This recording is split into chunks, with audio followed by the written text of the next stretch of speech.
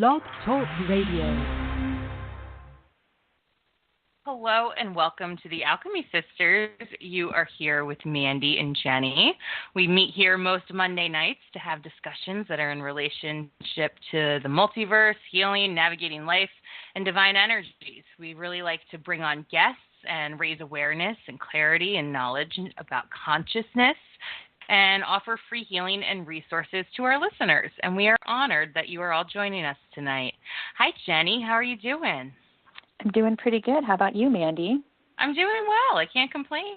Had a nice little workout today. The sun is shining. It was rainy earlier, but now it's nice, and the energy feels pretty good. Other than with some hot news tonight, the Notre Dame Cathedral is burning down, which is very interesting.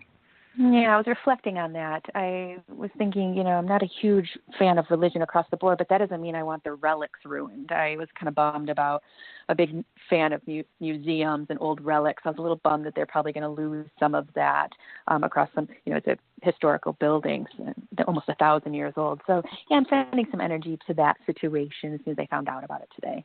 Yeah, me too. A lot of people were talking about it, and some interesting things I didn't even know about. I saw somebody mention that it was built on like an old pagan holy site to like kind of take over. So it was just very interesting what's happening right now with Jupiter retrograde and all the different energies coming in, and then a physical representation of something, old and sacred, being cleansed or washed away. I always consider fire and water very cleansing, even if it's not, happy, it's still a cleansing element. And I kind of feel the same way. I'm hoping that they said they had people running in to get artwork and different things, so hopefully they're able to preserve quite a bit, but just sending a lot of love that way.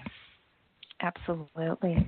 Mm-hmm. Well, I really would love to welcome on our guest tonight. Her name is Iyea Brandy, and she's an incredible educator and entrepreneur, and we're very excited to hold space with her. So welcome, Iyea. How are you doing? Hi, ladies. How you doing tonight? Good. Doing good. Yeah, we're excited to chat with you. Can you tell us a little bit, and our listeners, a little bit about yourself, and then we'll jump into a conversation?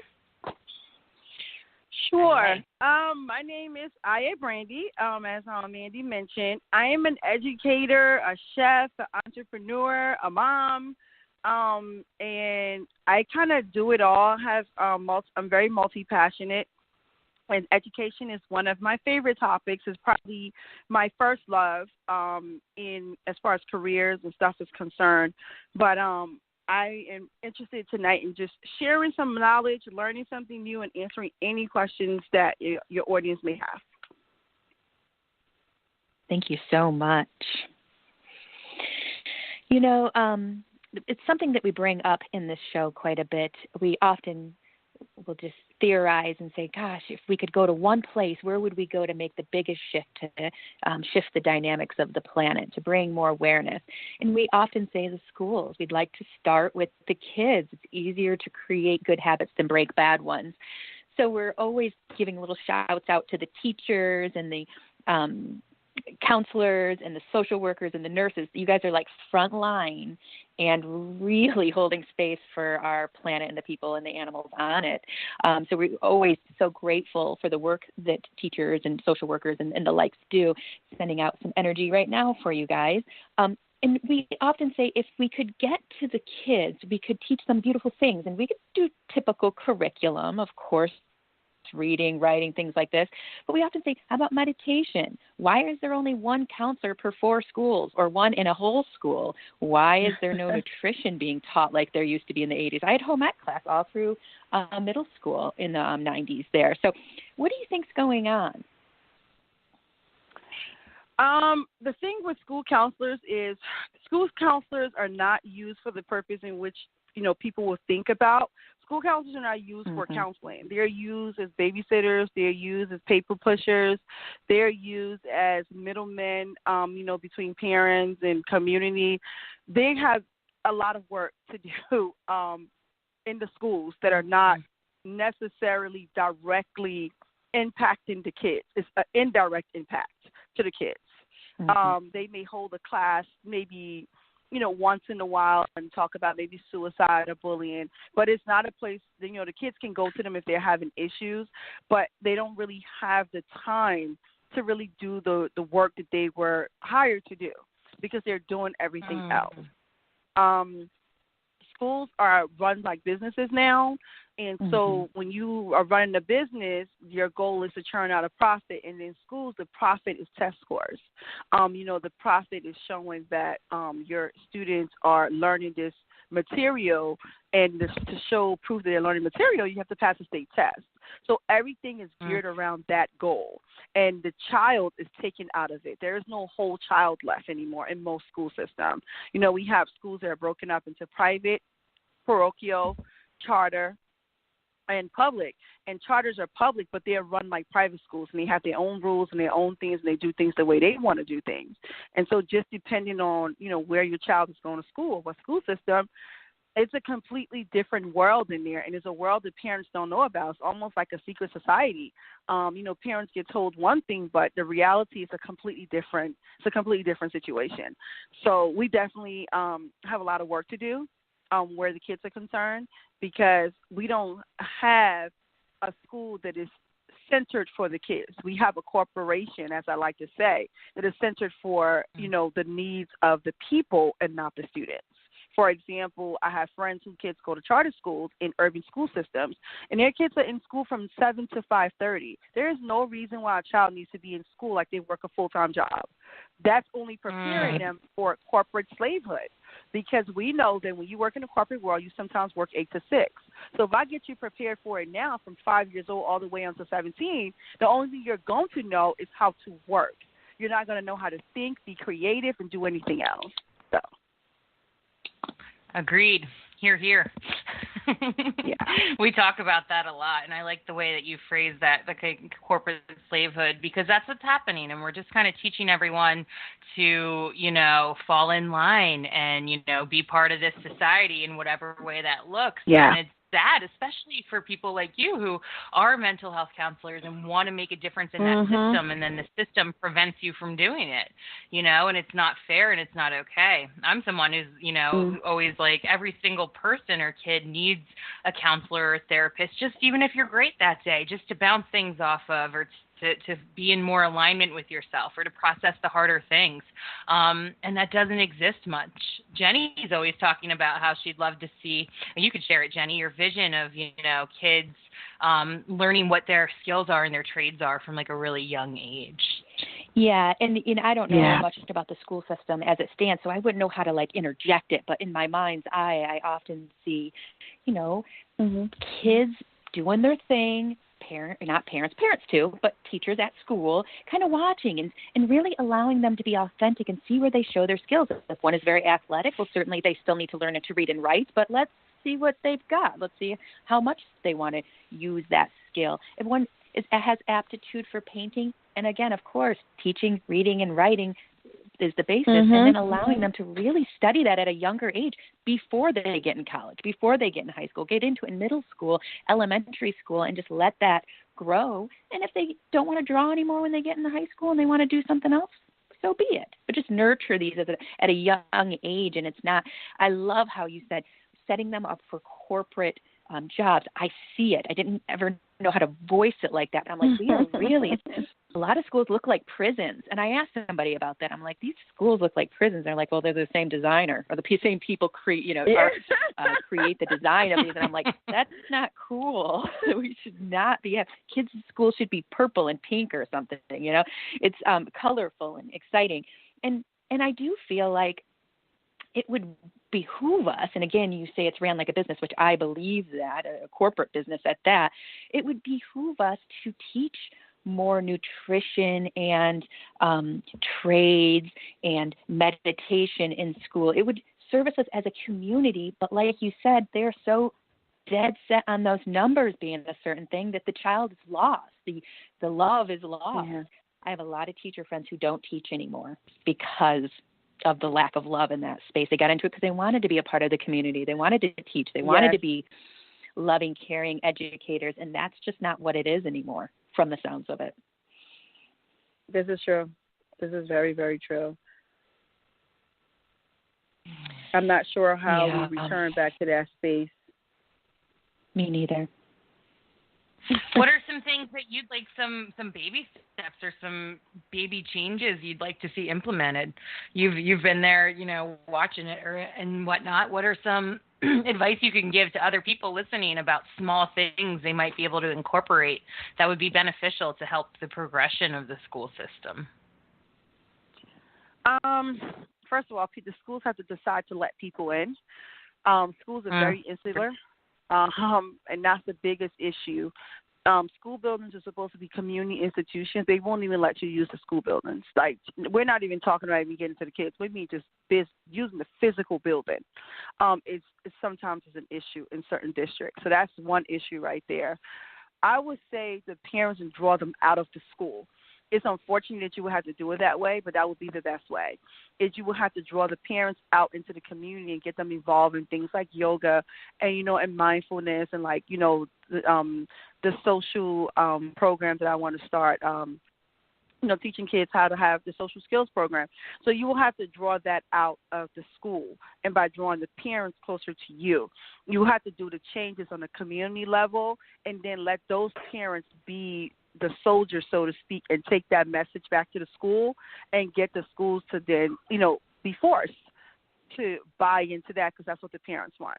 Because the parents really are the ones who have all the power. So I think the education first starts with educating the parents and having them understand what is really happening and offering them programs and things that they can then take back and change the schools because they have the voice. But as an entity, trying to enter the school system, they have severe blocks and roadblocks and you know what I mean? And just levels and levels and levels of stuff that it just makes it impossible for you to want to make a change because is a corporation that is officially run for the purpose it was intended, but it's not officially run for the people. So who wants to change? Who wants to change that? That's the issue right there. It's not all is lost. There are ways. Well, I agree, and I really like your focus on, focusing more on the family unit and kind of going after the parents and the individuals. We cater in our show and in our healings a lot to women because often women are the ones who are having the babies or raising the babies, and they've got to heal themselves first before they can heal their families. And so I like your approach of, connecting community-based with families and with parents and teaching them skills and resources, that they can share to their kids because we just can't trust that to happen in the school system anymore. You don't even learn how to do your own taxes before you graduate. Like, you're set up for failure. Oh, please. Definitely not. It's an anomaly. A home ec class is an anomaly now. It really is.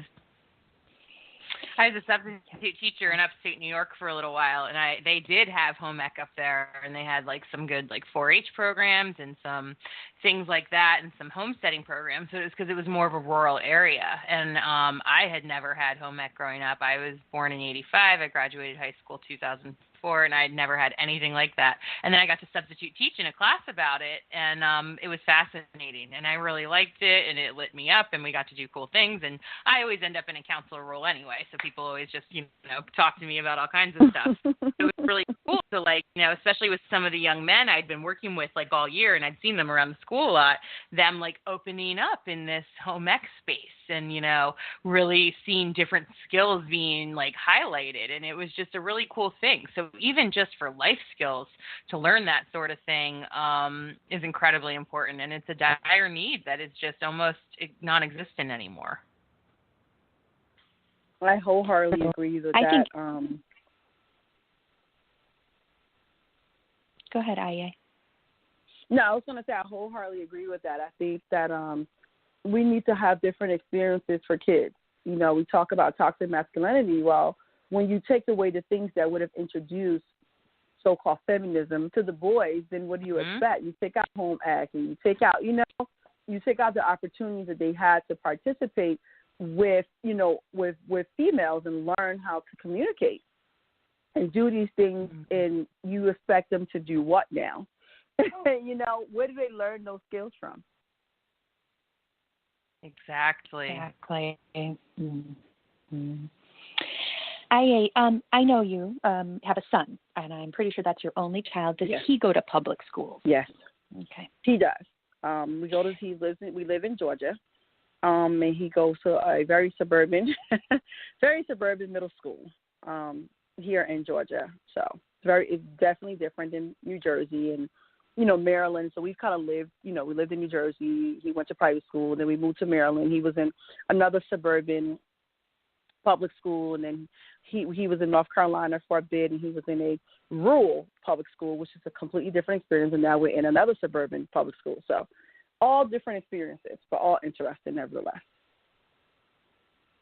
So as a mother with a child in the public school system, with the knowledge you have, what do you like to implement with him? Do you take them to like museums, try to get him out in nature? What would you suggest and give advice for our listeners that have children in public schools? How can they supplement? We can't break down the system right now, but what can we do to bolster the kids and get them as knowledgeable across the board as we can?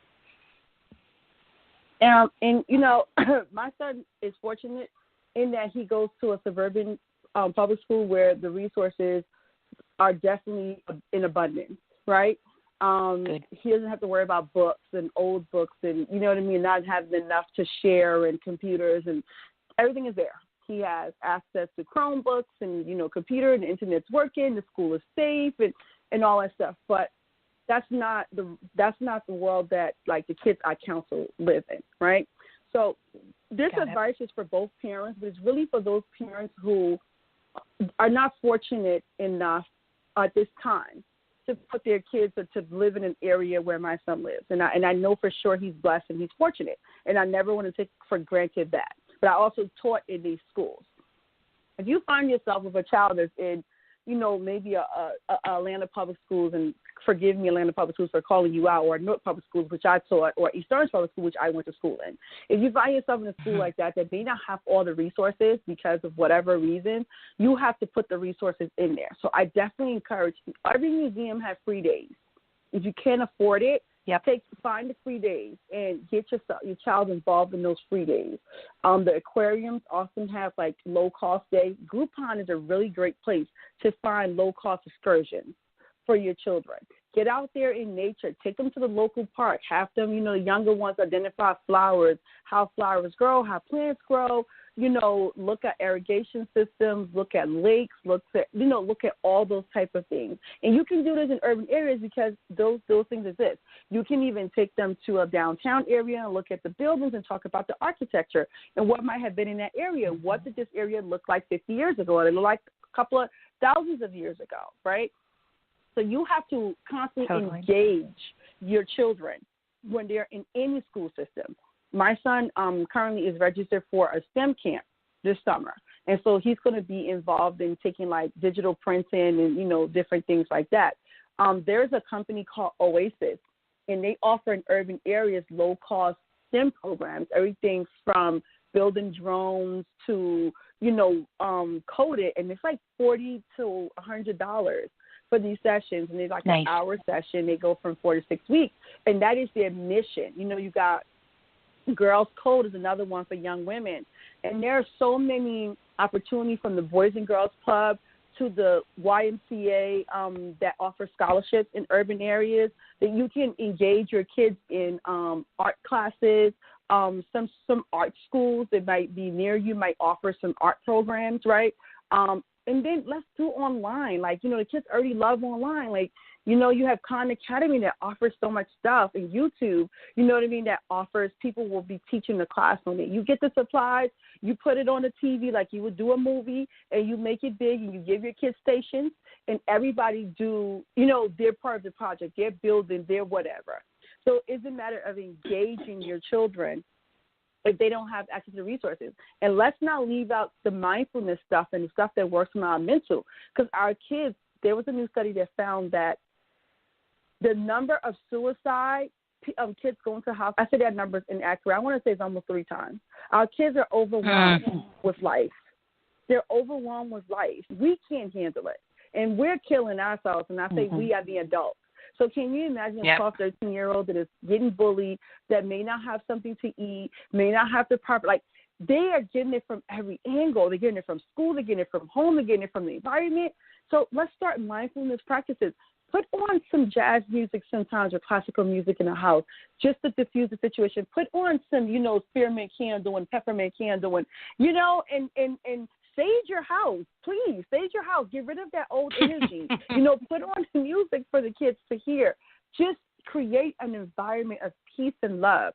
Practice mindfulness. Help them to meditate. Help them to pray. Whatever it is that is focusing you. For me, is listening to motivational stuff on YouTube, right? I put it on and I just listen to anybody who comes on and talks about anything that I feel relates to me. And I do that every morning, and it motivates me to get out into the world. So we have to engage our children for where they are, regardless to what school they go to. We have to talk to them. So many parents don't talk to their kids. They don't know what their kids are thinking, doing, who they like, what they don't like, what they like to eat. They don't know any of these things. They just know that they're working and they have a roof over their head, and that's enough. It's not enough. We have kids that are screaming for more interaction. Interact with your kids, even if it's just sitting there at the table and telling jokes.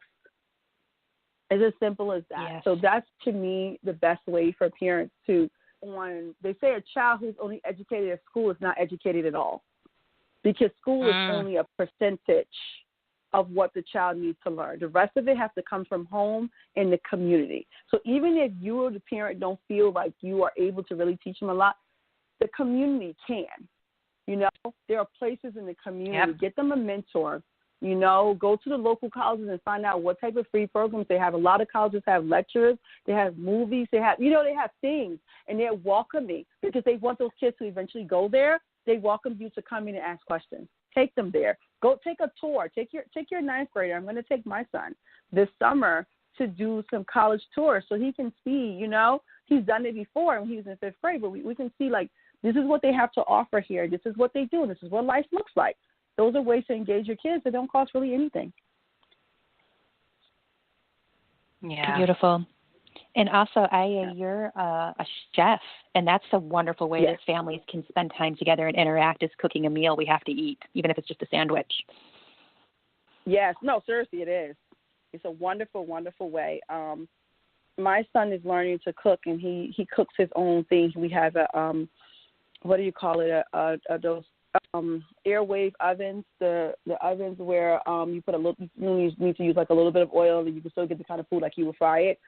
We have one air here. fryers. He's like always cooking. Your air fryers. He's always cooking something in there. He's really learned to use it. He'll make shrimp in there. He'll make French fries and all kinds of things in there because he's learned how to do it. Or he'll be like, can you show me how to make a whole meal? And we did a baked chicken one time, for example. I showed him how to season it and how to stuff the herbs under the chicken arm and the skin and things like that. And you know what I mean? I showed him how to do all of that. I showed him how to, to make a meal, and he's learned those things. And when he was little, he used to help me, and then I would say, okay, this requires how many teaspoons? And he would tell me the number, and, we would make a game out of it. So that's a great way for families to work together, is to cook meals together, and they release the stress out of the person who normally does it, whether it's mom or dad that normally does it. If you have your kids talk to you like 2 times a week, just think about what you're teaching them about high school. They're going to be kind of preparing some of the meals. I have friends whose kids actually will prepare dinner several times a week, and they're like in 9th and 10th grade. So you start early enough and you get them interested enough, they will do it. Have them research their ingredients. Pinterest is a great place. I love Pinterest. I put my meals on Pinterest. I look up meals on Pinterest. They have nutritional content on Pinterest. They have different variety, how you can change it up. And you can find videos right there on Pinterest. Have your kids engage with that. Let them find a recipe. Let somebody else make the shopping list, and then you cook the meal together. So this way they take ownership too. And you spend time together, of course. I love it. Yeah, it's amazing. I remember I didn't go to college when I was 18, but I hung out with friends who did. So I'd go to campus, and I was just amazed at how poorly they ate. Even at 18, I was like, you don't know how to cook anything? And they're like, well, we don't really have a place for it. So they're kind of set up to eat, cafeteria food, which might not be the best quality, or order a pizza. Like, we should really put little kitchenettes on at least each floor of the dormitories so they can go in and prepare a meal. And then you get used to it, and then you start preparing meals even when you have a busy schedule, because it's just going to get busier and busier the older we get and the more responsibilities we get. And before you know it, if you're crazy with work and have 3 kids in a household, eating out a lot, which ends up costing quite a bit, and it's delicious, but it often has a lot of fat in it and calories and carbohydrates and sugars and such. So I really think that I think it would be awesome, Iyea, if you were a home economics teacher or like a person who does the teaching on the side. It wouldn't even have to be in a school system. Do you do something like that? Do you offer cooking classes, or do you mostly cater yourself? I used to do a lot of cooking classes. Funny thing was, I didn't get a lot of kids in there. Every once in a while, a parent would say, oh, yeah, my child wants to do a party because they love to cook, But a lot of the parents didn't cook themselves. So the kids weren't really interested in cooking. I have a lot of people that said, oh, yeah, I cook several times a week. I was telling my girlfriend, I said, because she was trying to cook like every day. I said, girl, you got to get yourself on a schedule. I said, when I had AJ and he was much younger and it was just the 2 of us, I would cook on Sunday and Wednesdays. And unless there was just no food there or there was just something that I wanted to eat or he just, asked for, Sunday and Wednesday. And then maybe Friday he may get like Chinese food or, maybe pizza or something like that, if it was in the budget. But we cooked on Sunday and Wednesdays. And I would, put the food up. And this way I didn't have to worry about trying to figure out what to cook, or what to eat for lunch when I went to work. So I definitely offer cooking classes. I offer cooking demonstrations. I'm actually going to go back to doing videos and just waiting to get a little bit more settled here in Georgia.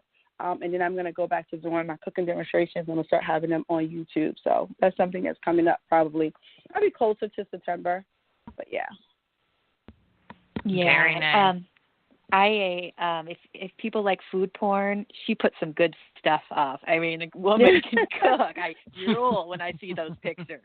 Yeah, you can definitely find me on Instagram. So I love to put pictures on Instagram of cooking because it doesn't take long. Like most of my meals are 30 minutes or less. That's the thing I tell people. You don't have to be in the kitchen all day. There's so many shortcuts. Use them. Buy your veggies already pre-chopped. Why do you feel the need to be anal? Just wash them.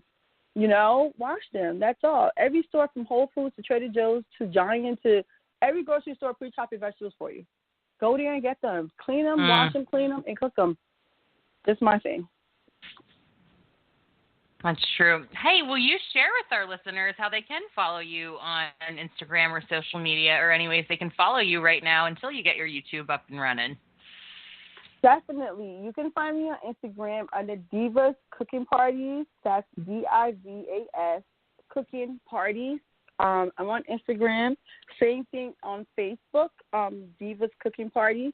So on Facebook, and also you can find me on my website at divascookingparties.com. So it's cookingparties with an S.com.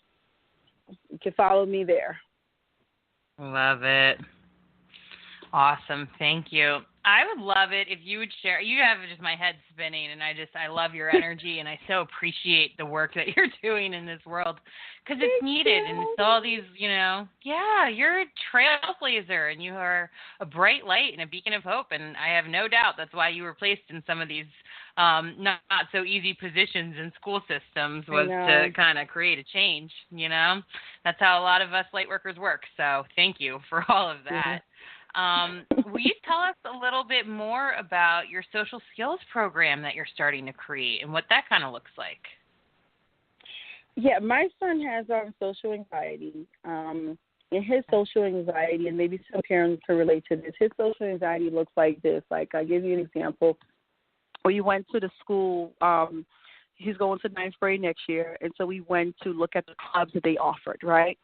All the clubs are kind of like lined up in the gymnasium, and they were giving this spiel about why you want to join them. And my son is really into the environment. He really believes we need to take care of nature. Mother Nature really needs our help, and he's always like picking up stuff and recycling and all this stuff. So there was an econ club, right, an environmental conservation club, and I knew he really wanted to join. And so there were 2 guys there, and they were going to talk about it. And I said, yeah, go ahead, Alice, go ask him. And he froze. He would not move. He literally was rooted to the spot because his anxiety doesn't allow him to talk to people. He gets scared. and he's not going to know what to say. He won't make eye contact, and he gets like stuck. But then once he gets comfortable, he starts talking. And so I said, do you want me to ask him the questions and you listen at first? And he said yes. And so then I like kind of wrapped my arms around him and, kind of brought him forward. And I was asking questions. And I was like, hey, Alex, do you have any questions you want to ask? And he like asked a question or two. And then eventually before the evening was over, he was completely relaxed because he was no longer fearful of making a social faux pas or any of those type of things. But there are a lot of kids out there like that. He has trouble maintaining relationships because he doesn't call people because he doesn't know what to say on the phone. It's not because he doesn't want to talk to you or he doesn't care about you. He just doesn't know how to how to talk to you and, communicate and read social cues and eye contact. And so I think about all the kids out there, whether they're on the autism spectrum or just in general because they play video games all day and they just are not forced to be social, they're not forced to go outside, they're not forced to hang out with friends, they're not forced to talk on the phone because they have other things to occupy their time and socially they're awkward. And so I'm creating a social interaction program for them and a social skills program where it allows them, it's going to be a group program. Eventually I will probably like to see if I can do something in other cities, but for right now it's definitely going to be in Georgia, in the Atlanta metro area. And it's going to be focused on middle school and high school. So I'm going to separate two groups, probably an hour a week for about 8 to 10 weeks. And the goal is going to be going through these exercises that help them learn how to talk to each other, how to ask the proper questions, how to maintain relationships, what are some things that you could say, how to know it's okay to be embarrassed. We all get embarrassed, right? You're not going to ask the right questions all the time. That's okay, because I think at the end of the day, it's just a confidence issue, right? It's a confidence. I don't know what to do, so I'm just not going to do it. So that's what the social skills program is based on. It's for any kid who is like kind of socially awkward, kind of introverted maybe, kind of keep to themselves and want to learn, but just don't know where to go to learn because no one's teaching that in schools, by the way. Say, they're just introverted. No one. Side, and then they just leave them like that. No, show them how to do it.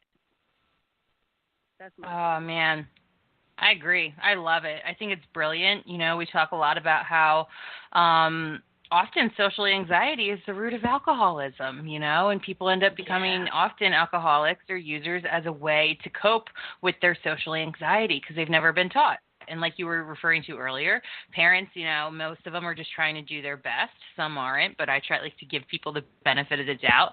And, they're just trying to do their best and they're, suffering from adrenal fatigue and stress and have far too much overwhelm going on. And then when it comes to connection with their kids, it's often they just don't even have the energy to do it, And then with what's happened with technology and the way people are on their devices all the time, video games and phones and all kinds of stuff, though I love that for learning and growing, they've lost the social sense of it.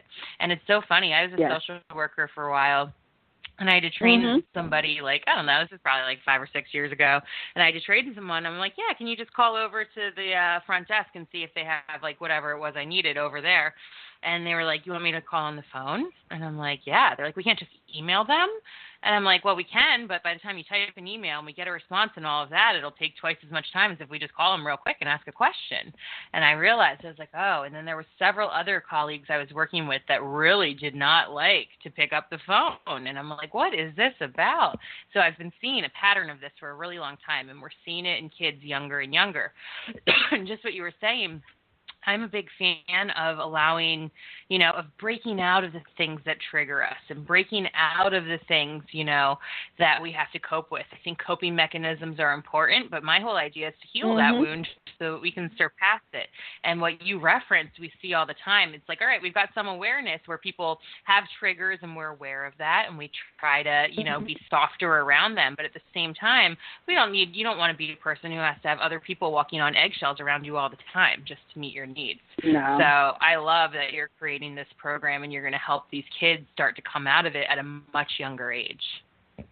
Yeah, definitely. And I'm looking forward to it just to see that opportunity when you can finally, like you said, pick up the phone and not go, not have a slow heart attack because you don't know what to say. Yeah. Just that moment is what I want to quell, and that is the same way you do everything else. Yeah. Yeah, and I think that will help people that just have anxiety across the board, kids, adults, whoever, because I don't know if I have social anxiety as much as I just have some anxiety. I'm an anxious sometimes. I seem and appear calm and collected, but I have anxiety. So I think that reaching out to kids, people, everyone, educating them on anxiety, what it is, some tools to manage it, I think people will be able to think more clearly. They won't be making snap judgments from a space of anxiety and stress. It's more of a balanced, thought-out response.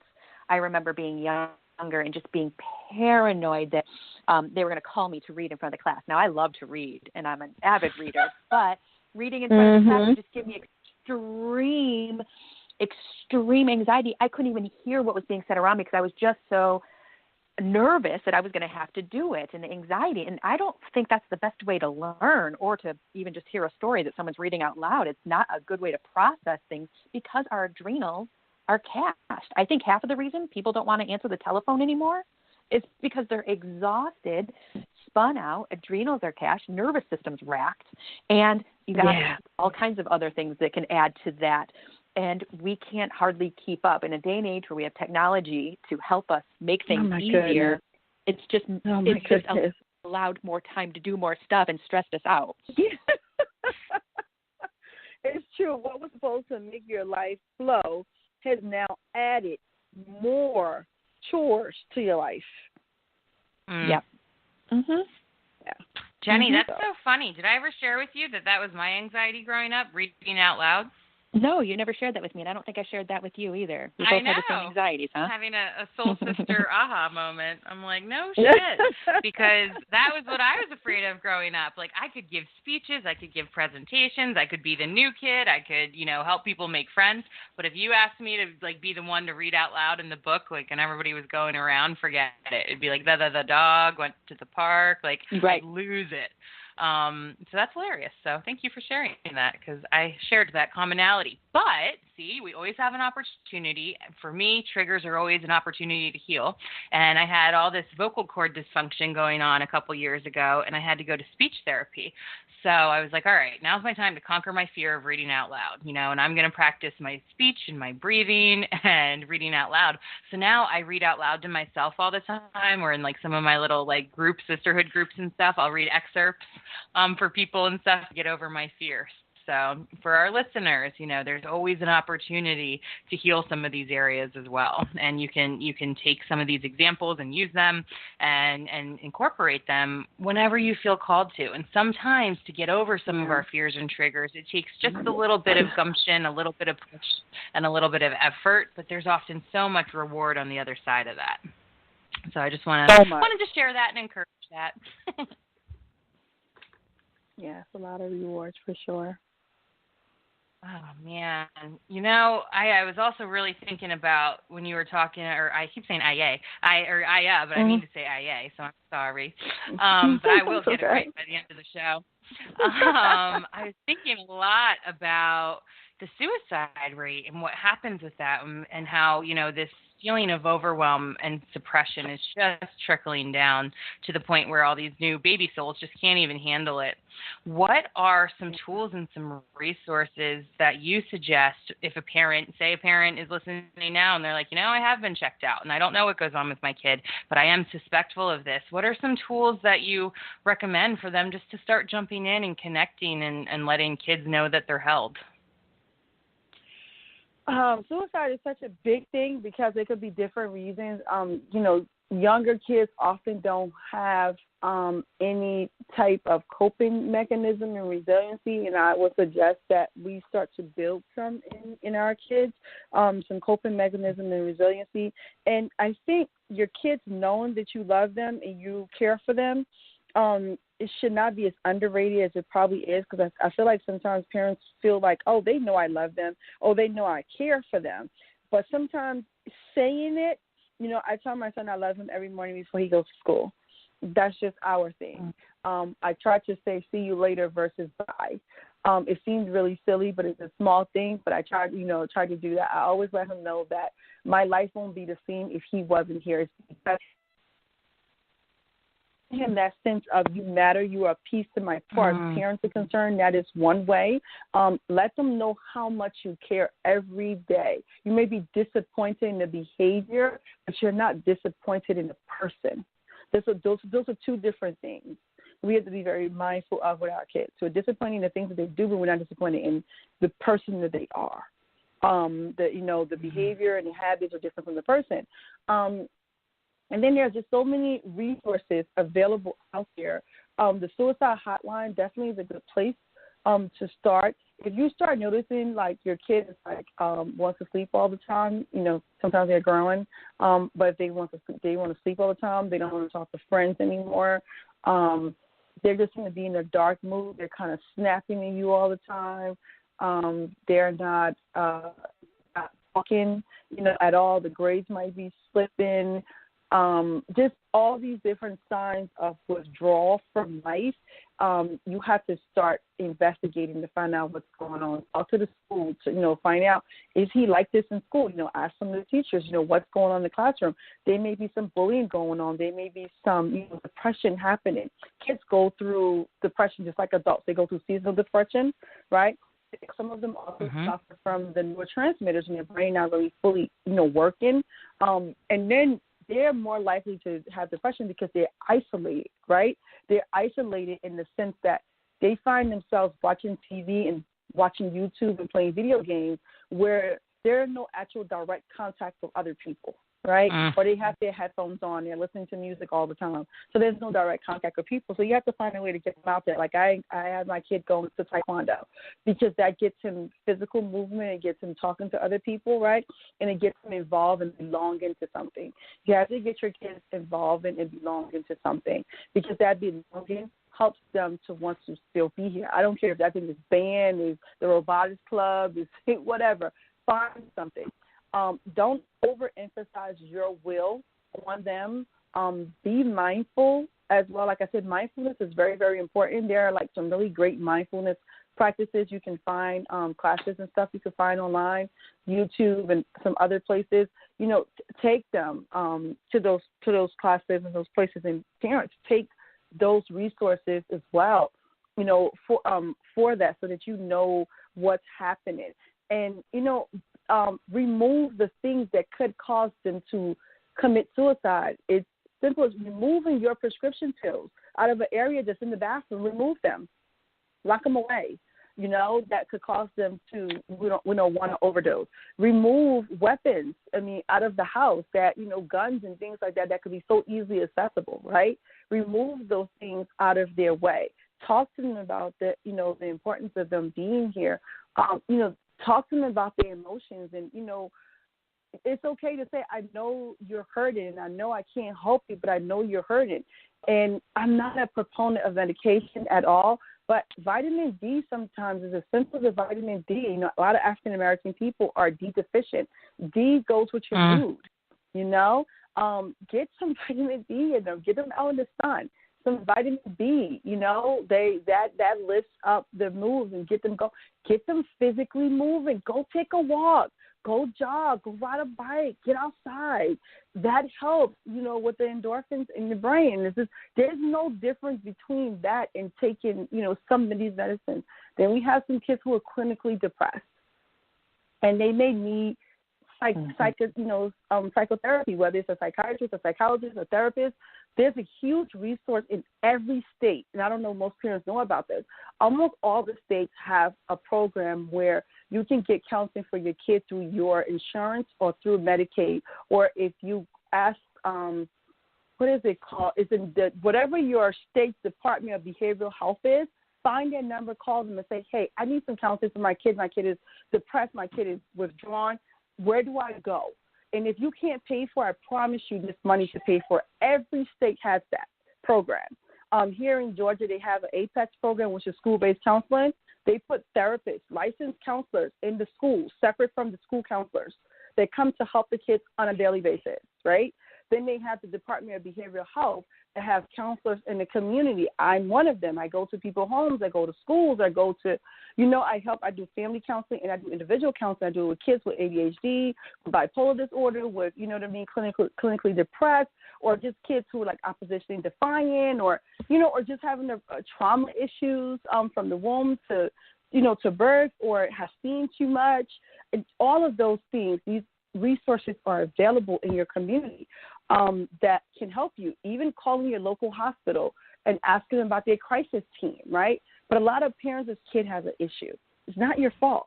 They're humans too. They have their own feelings, and they deal with things their own way. What you can do is get out of your feelings and out of their way and find the services for them. This is not about you. I know that sounds like crazy for some parents. This is not about you. It's not whether you did wrong or right. This child needs help, even if it is about you and it's your fault, because maybe, you were dating some guy that you knew wasn't no good for you, and he broke down your door and beat you up, and your kid saw that. Well, you need help. I don't care if it was about you or not about you. Your kid need help. And when your kid need help, you go into emergency mode and you find them the help. So those are just some of the services that are available. Also, any child behavioral health, you can look that up. Every state child behavioral health helps. That whatever department it is that take your kids, I know I hate to say it like that. In Georgia, we call it Department of Family and Children, DFACS. In Jersey, we call it Department of Youth and Family Services.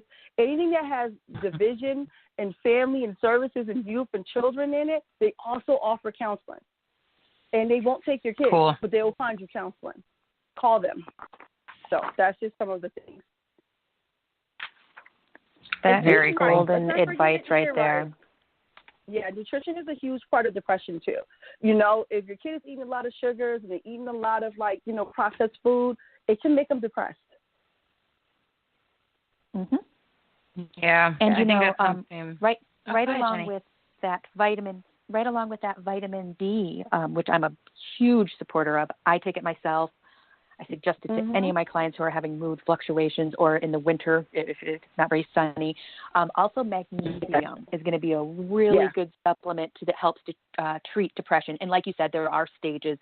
This could be something that's situational. If the person's clinical, they may need to bump that up to therapy and potentially medication if that's needed.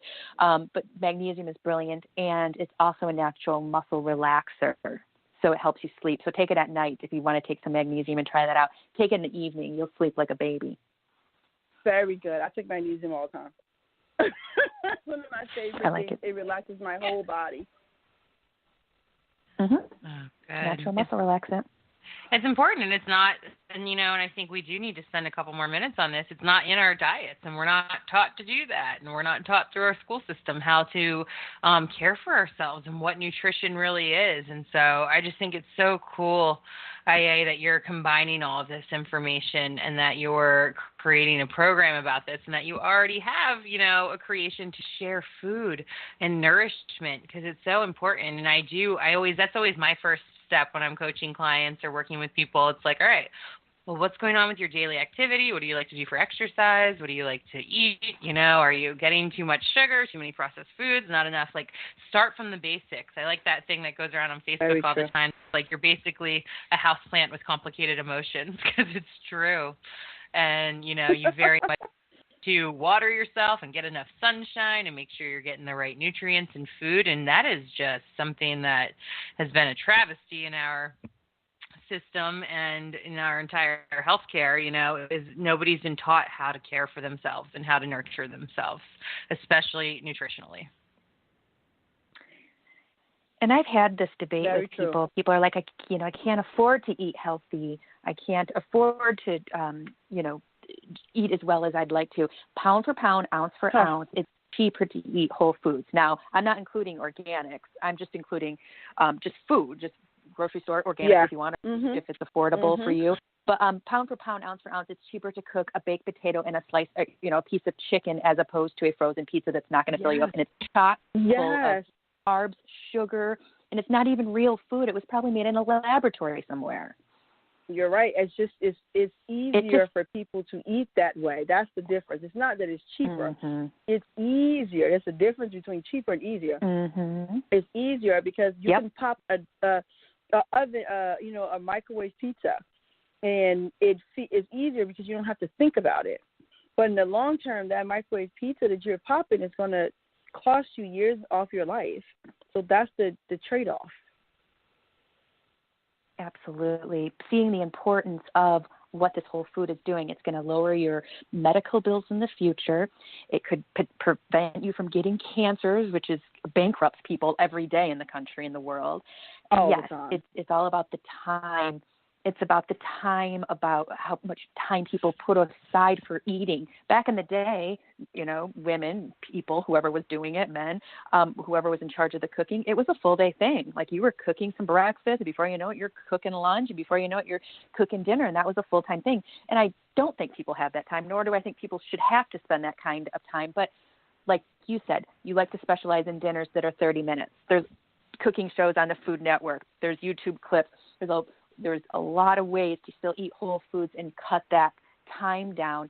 And I think it's just an awareness. I think people, if they become more aware of how poorly their body will function with that TV dinner or frozen pizza, I think if they really start thinking about that and focusing in on what that is and isn't doing for them, they'll put aside an extra 20 minutes to make a fabulous meal. And like we were talking about earlier, get the family involved. It's a family event. Who's doing the potatoes? Who's doing the veggie? Who's starting the grill up?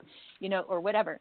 So getting everyone involved just shows them that it can be done. It can be a group effort. And like you said, cook a couple days a week. Cook big batches, 2 days a week.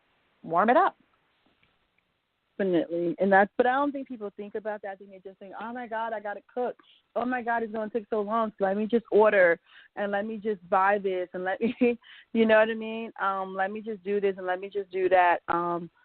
And so that's what it is.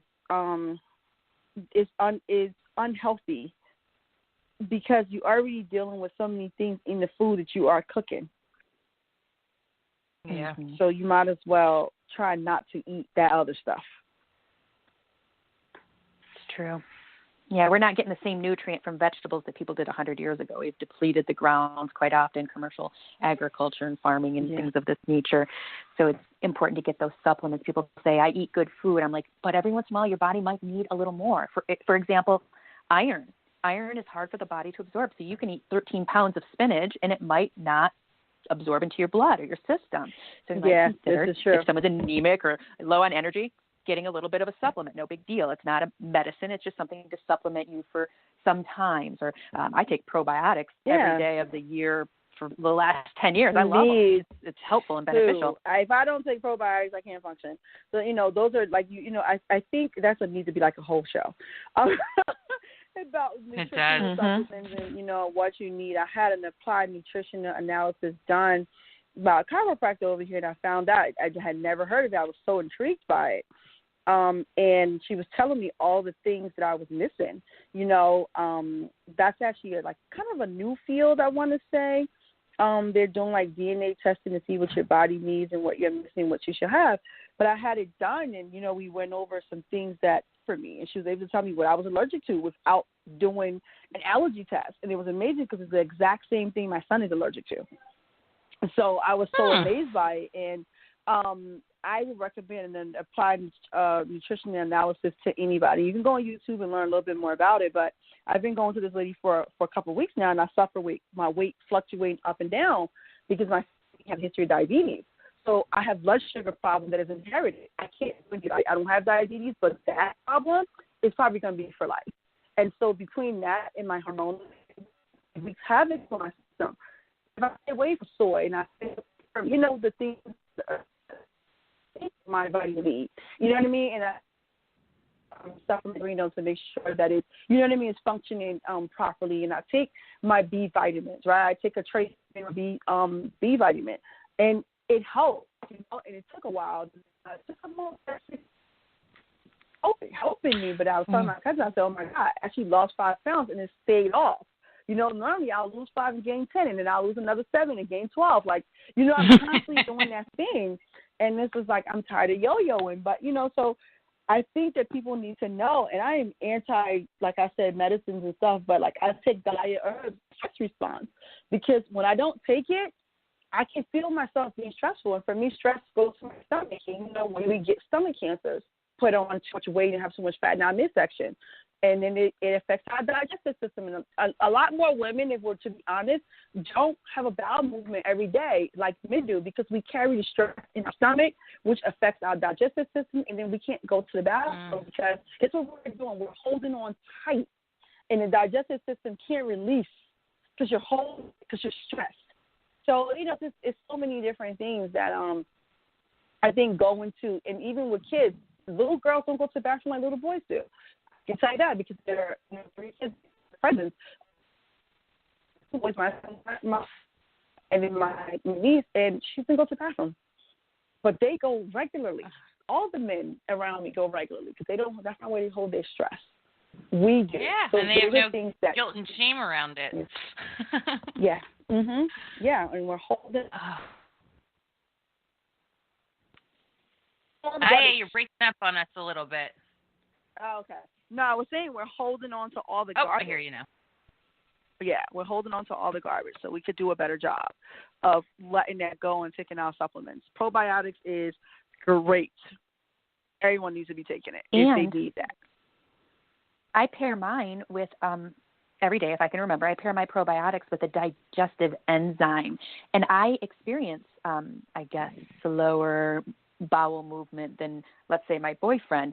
So I was looking at that, and what you're saying is something I've looked at before, and I do agree that women, for some reason, and this isn't a blanket statement, I'm sure some men do it too, but women are so stressed, and the expectation is so high, and they're so anxious to make everything wonderful and perfect that they hold on to that stress. And I think that it messes with circulation of the blood, which is something that we absolutely need and needs to be looked at. And better circulation, better blood quality. Garlic, I think, is good for the circulation, CoQ10.